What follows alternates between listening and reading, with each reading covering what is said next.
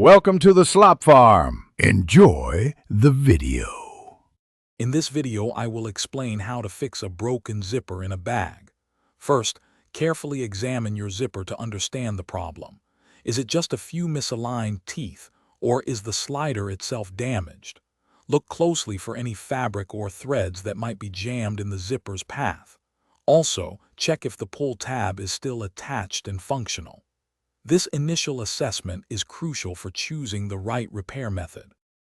If your zipper teeth are simply misaligned, you can often fix this with a simple tool. Gently squeeze the zipper slider with a pair of pliers if it feels too loose. Then, slowly work the slider back and forth over the misaligned section.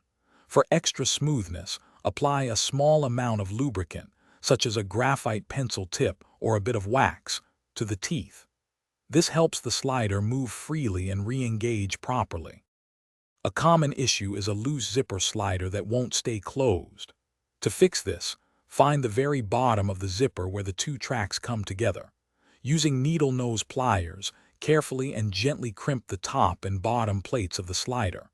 Apply only a small amount of pressure at a time, then test the slider's movement.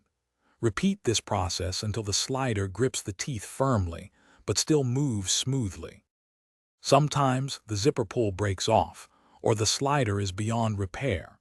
If the pull is gone, you can easily attach a new one using a small split ring or even a sturdy piece of string. If the slider itself is broken, you'll need to carefully remove it and install a replacement. Make sure the new slider is the correct size and type for your zipper to ensure a perfect fit and smooth operation. Thanks for watching. Consider subscribing if we helped you today.